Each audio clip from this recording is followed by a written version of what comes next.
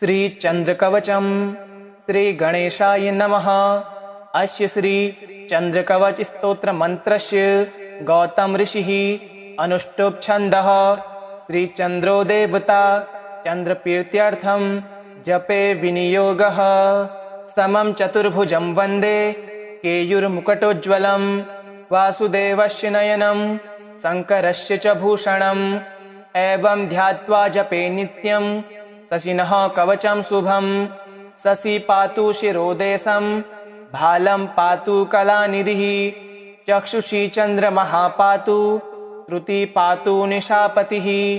प्राणं क्षमाकरः पातु मुखं कुमुदबान्धवः। पातुं कण्ठं च मे सोमः स्कन्धे जैवात्रक्स्तथा। करो सुधाकरः पातु वक्षः पातु निशाकरः। हृदयं पातु मे चन्द्रो नाभिं शङ्करभूषणः। मध्यं पातु सुरश्रेष्ठः कटिं पातु सुधाकरः। उरु तारापतिः पातु मृगाङ्को जानुनी सदा। अब्धिजः पातु मे जङ्घे पातु पादो विधु सदा। सर्वाण्यनानि चाङ्गानि पातु चन्द्रोऽखिलं वपुः। एतद्धि दिव्यं भुक्तिमुक्तिप्रदायकं। यः पठे शृणुयाद्यापि सर्वत्र विजयी भवेत्। समं चतुर्भुजं वन्दे केयूरमुकुटोज्ज्वलं वासुदेवस्य नयनं शङ्करस्य च भूषणम्। एवं ध्यात्वा जपे नित्यं शशिनः कवचं शुभं। शशि पातु शिरोदेशं भालं पातु कलानिधिः। चक्षुषी चन्द्रमः पातु श्रुति पातु निशापतिः। प्राणं क्षमाकरः पातु मुखं कुमुदबान्धवः। पातुं कण्ठं च मे सोमः स्कन्धे जैवात्रक्स्तथा। करो सुधाकरः पातु वक्षः पातु निशाकरः। हृदयं पातु मे चन्द्रो नाभिं शङ्करभूषणः। मध्यं पातु सुरश्रेष्ठः कटिं पातु सुधाकरः। उरु तारापतिः पातु मृगाङ्को जानुनी सदा। अब्धिजः पातु मे जङ्घे पातु पादो विधु सदा। सर्वाण्यनानि चाङ्गानि पातु चन्द्रोऽखिलं वपुः। एतद्धि दिव्यं भुक्तिमुक्तिप्रदायकं। यः पठे शृणुयाद्यापि सर्वत्र विजयी भवेत्। समं चतुर्भुजं वन्दे केयूरमुकुटोज्ज्वलं वासुदेवस्य नयनं शङ्करस्य च भूषणम्। एवं ध्यात्वा जपे नित्यं शशिनः कवचं शुभं। शशि पातु शिरोदेशं भालं पातु कलानिधिः। चक्षुषी चन्द्रमः पातु श्रुति पातु निशापतिः। प्राणं क्षमाकरः पातु मुखं कुमुदबान्धवः। पातुं कण्ठं च मे सोमः स्कन्धे जैवात्रक्स्तथा। करो सुधाकरः पातु वक्षः पातु निशाकरः। हृदयं पातु मे चन्द्रो नाभिं शङ्करभूषणः। मध्यं पातु सुरश्रेष्ठः कटिं पातु सुधाकरः। उरु तारापतिः पातु मृगाङ्को जानुनी सदा। अब्धिजः पातु मे जङ्घे पातु पादो विधु सदा। सर्वाण्यनानि चाङ्गानि पातु चन्द्रोऽखिलं वपुः। एतद्धि दिव्यं भुक्तिमुक्तिप्रदायकं। यः पठे शृणुयाद्यापि सर्वत्र विजयी भवेत्। समं चतुर्भुजं वन्दे केयूरमुकुटोज्ज्वलं वासुदेवस्य नयनं शङ्करस्य च भूषणम्। एवं ध्यात्वा जपे नित्यं शशिनः कवचं शुभं। शशि पातु शिरोदेशं भालं पातु कलानिधिः। चक्षुषी चन्द्रमः पातु श्रुति पातु निशापतिः। प्राणं क्षमाकरः पातु मुखं कुमुदबान्धवः। पातुं कण्ठं च मे सोमः स्कन्धे जैवात्रक्स्तथा। करो सुधाकरः पातु वक्षः पातु निशाकरः। हृदयं पातु मे चन्द्रो नाभिं शङ्करभूषणः।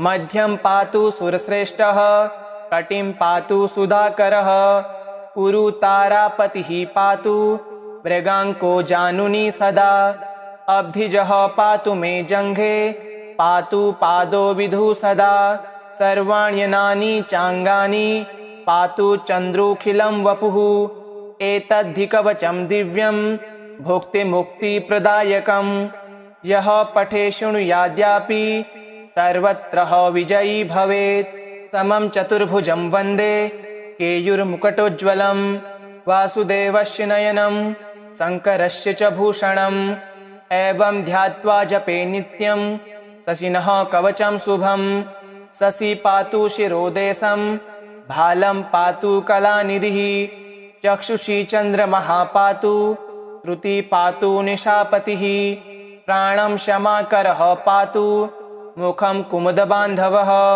पातुं कण्ठं च मे सोमः स्कन्धे जैवात्रक्स्तथा करो सुधाकरः पातु वक्षः पातु निशाकरः हृदयं पातु मे चन्द्रो नाभिं शङ्करभूषणः मध्यं पातु सुरश्रेष्ठः कटिं पातु सुधाकरः उरु तारापतिः पातु मृगाङ्को जानुनी सदा अब्धिजः पातु मे जङ्घे पातु पादो विधु सदा सर्वाण्यनानि चाङ्गानि पातु चन्द्रोऽखिलं वपुः एतद्धि कवचं दिव्यं भुक्तिमुक्तिप्रदायकं यः पठे शृणुयाद्यापि सर्वत्र विजयी भवेत् समं चतुर्भुजं वन्दे केयूरमुकुटोज्ज्वलं वासुदेवस्य नयनं शङ्करस्य च भूषणम् एवं ध्यात्वा जपे नित्यं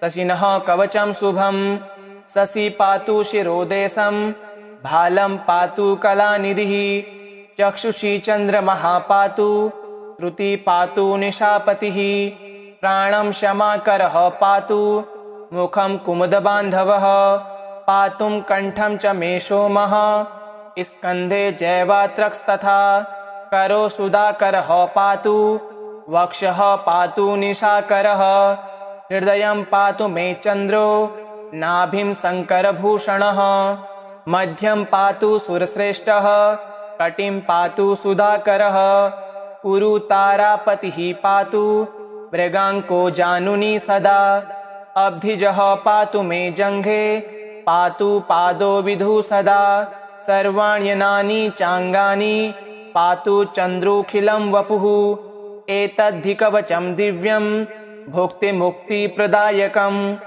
यः पठे शृणुयाद्यापि सर्वत्र विजयी भवेत् समं चतुर्भुजं वन्दे केयूरमुकुटोज्ज्वलं वासुदेवस्य नयनं शङ्करस्य च भूषणम् एवं ध्यात्वा जपे नित्यं शशिनः कवचं शुभं शशि पातु शिरोदेशं भालं पातु कलानिधिः चक्षुषी चन्द्रमः पातु श्रुति पातु निशापतिः प्राणं क्षमाकरः पातु मुखं कुमुदबान्धवः पातुं कण्ठं च मे सोमः स्कन्धे जैवात्रक्स्तथा करो सुधाकरः पातु वक्षः पातु निशाकरः हृदयं पातु मे चन्द्रो नाभिं शङ्करभूषणः मध्यं पातु सुरश्रेष्ठः कटिं पातु सुधाकरः उरु तारापतिः पातु मृगाङ्को जानुनी सदा अब्धिजः पातु मे जङ्घे पातु पादो विधु सदा सर्वाण्यनानि चाङ्गानि पातु चन्द्रोऽखिलं वपुः एतद्धि कवचं दिव्यं भुक्तिमुक्तिप्रदायकं यः पठे शृणुयाद्यापि सर्वत्र विजयी भवेत् समं चतुर्भुजं वन्दे केयूरमुकुटोज्ज्वलं वासुदेवस्य नयनं शङ्करस्य च भूषणम् एवं ध्यात्वा जपे नित्यं शशिनः कवचं शुभं शशि पातु शिरोदेशं भालं पातु कलानिधिः चक्षुषी चन्द्रमः पातु श्रुति पातु निशापतिः प्राणं क्षमाकरः पातु मुखं कुमुदबान्धवः पातुं कण्ठं च मे सोमः स्कन्धे जैवात्रक्स्तथा करो सुधाकरः पातु वक्षः पातु निशाकरः, हृदयं पातु मे चन्द्रो, नाभिं शङ्करभूषणः, मध्यं पातु सुरश्रेष्ठः, कटिं पातु सुधाकरः, उरु तारापतिः पातु, मृगाङ्को जानुनी सदा, अब्धिजः पातु मे जङ्घे, पातु पादो विधु सदा, सर्वाण्यनानि चाङ्गानि, पातु चन्द्रोऽखिलं वपुः, एतद्धि कवचं दिव्यं भुक्तिमुक्तिप्रदायकम्, यः पठे शृणुयाद्यापि सर्वत्र विजयी भवेत्।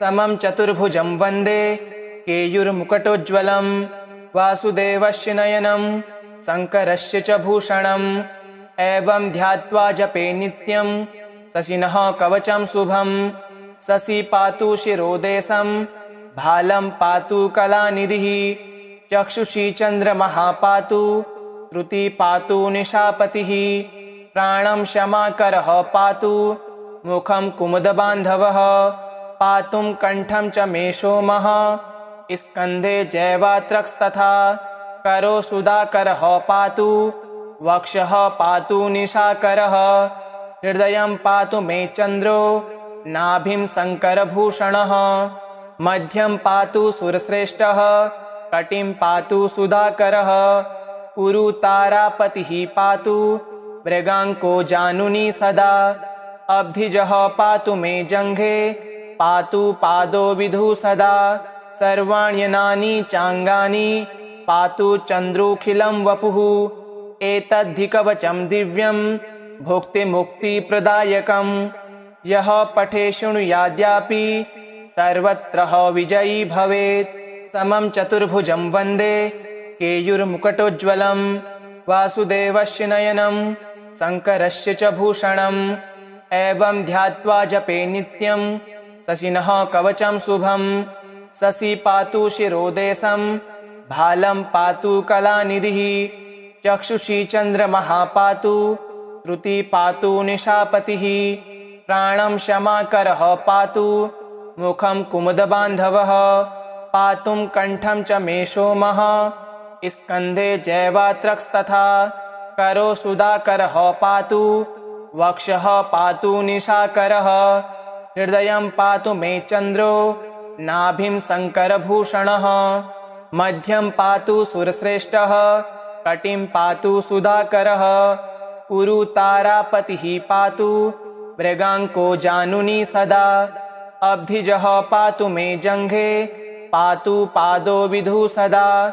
सर्वाण्यनानि चाङ्गानि, पातु चन्द्रोऽखिलं वपुः, एतद्धि कवचं दिव्यं भुक्तिमुक्तिप्रदायकम्, यः पठे शृणुयाद्यापि सर्वत्र विजयी भवेत्। समं चतुर्भुजं वन्दे केयूरमुकुटोज्ज्वलं, वासुदेवस्य नयनं शङ्करस्य च भूषणम्, एवं ध्यात्वा जपे नित्यं शशिनः कवचं शुभं, शशि पातु शिरोदेशं, भालं पातु कलानिधिः, चक्षुषी चन्द्रमः पातु, श्रुति पातु निशापतिः, प्राणं क्षमाकरः पातु, मुखं कुमुदबान्धवः, पातुं कण्ठं च मे सोमः, स्कन्धे जैवात्रक्स्तथा, करो सुधाकरः पातु, वक्षः पातु निशाकरः, हृदयं पातु मे चन्द्रो, नाभिं शङ्करभूषणः,